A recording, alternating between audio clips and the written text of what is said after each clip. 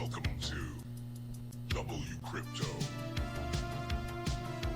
Hello, my friends. Welcome back to WCrypto. Bitcoin's price action remains lackluster.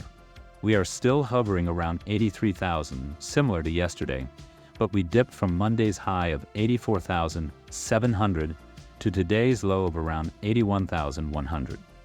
During this move, the Bitcoin market liquidated $203,800,000 in the last 24 hours, with $130,001,000 from longs and $73,790,000 from shorts.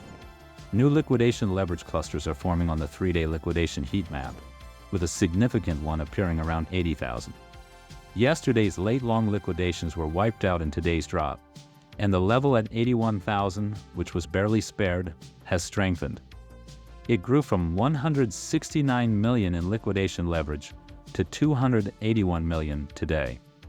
On the 3-day heat map, this now stands out as one of the most significant levels to target, favoring the bears. If we check the 2-week liquidation heat map, we can see that the hot pocket around 85,500 is much larger than the long liquidations between 80 and 81,000. With more than 730 million in liquidations and similar numbers surrounding it, this area glows hot on the heat map. Speaking of 85,500, remember the whale from yesterday's video who had that as the liquidation price for his 40x leveraged $500 million short position?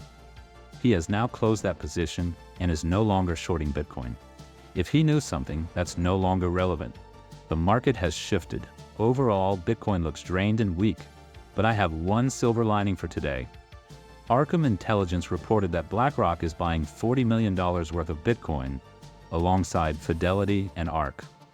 While this could simply be Monday's ETF inflow numbers, which I covered yesterday, we don't yet have updated data for yesterday's inflows at the time of recording.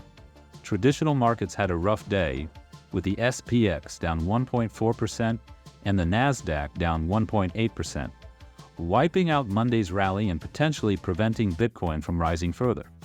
Meanwhile, gold saw a 1.2% gain. If you're considering allocating to gold, I need to show you this chart. This chart, sourced from Bloomberg and NYDIG, shows how various asset classes have pulled back from their post-event peaks.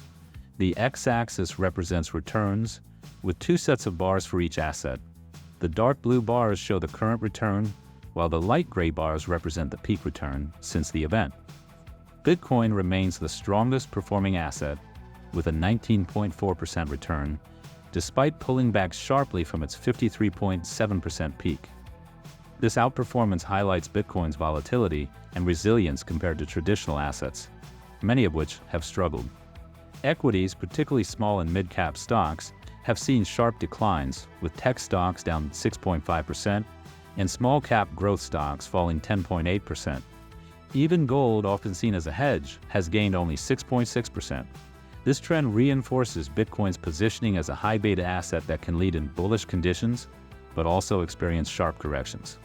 Traders should watch Bitcoin's key technical levels closely, as historical price actions suggest that strong performances often follow deep retracements. I will update you daily. Make sure to join the free Discord, click the like button, and subscribe with notifications on. And see you in the next one.